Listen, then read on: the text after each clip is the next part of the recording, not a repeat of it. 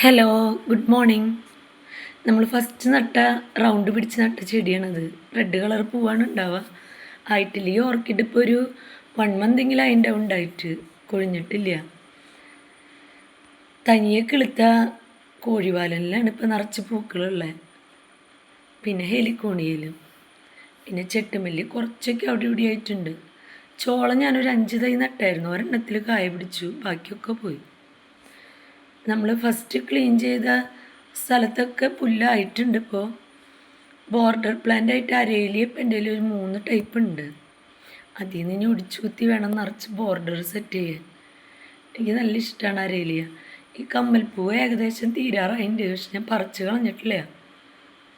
റോസൊക്കെ prune ചെയ്തതിൽ പൂവുണ്ടായി തുടങ്ങിയിട്ടുണ്ട്, പക്ഷേ നല്ല രീതിക്ക് റോസ് പിടിച്ചിട്ടില്ല.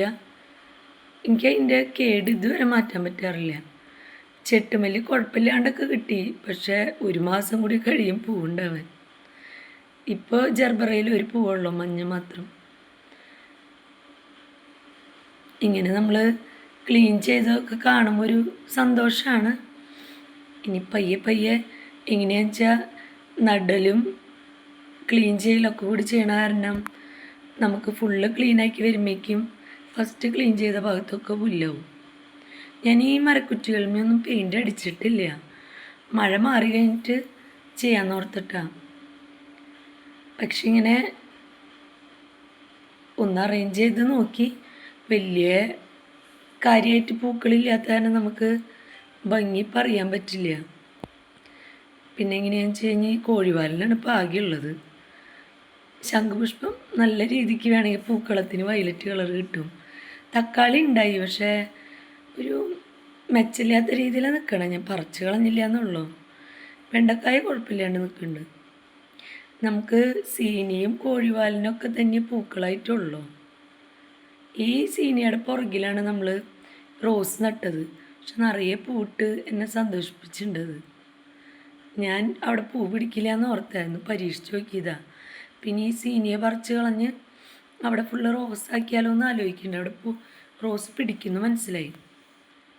കോഴിവാലിൻ്റെ മഞ്ഞ കളറും പിങ്ക് കളറാണ് ഇപ്പം എൻ്റെ ഉള്ളത്. ഈ സ്ഥലത്ത് പൂക്കളൊന്നുമില്ല, പക്ഷെ വൃത്തിയാക്കി കഴിഞ്ഞപ്പോൾ ഒരു സന്തോഷം തോന്നി. നമ്മളുടെ പറമ്പിലൊക്കെ തനിയെ കാക്കപ്പൂ കിളുക്കും. അപ്പം അതൊക്കെ ഞാനെടുത്ത് ഇങ്ങനെ ചട്ടിയിലാക്കി വെച്ചിട്ടുണ്ട്. കുഞ്ഞ് വയലറ്റ് പൂവ്, പിന്നെ ഒരു ലൈറ്റ് പിങ്കുമാണ്. 2 കളറുണ്ട് നമ്മുടെ കയ്യിൽ. വലിയ ശുശ്രൂഷയൊന്നും വേണ്ടാത്തൊരു ചെടിയാണ് കാക്കപ്പൂവ്. നിറയെ പൂവുണ്ടാവും. നമ്മൾ ആകെ ഓണത്തിന് കിട്ടിയത് ഈ ഉണ്ടമല്ലി മാത്രമാണ്. ബാക്കിയൊക്കെ നമ്മളെ പറ്റിച്ചു. ഞാൻ സ്പൈഡർ പ്ലാന്റിൻ്റെ കുറച്ചധികം തൈകളുള്ളത് ഞാൻ മാവിന് റൗണ്ട് പിടിച്ചതാണ്.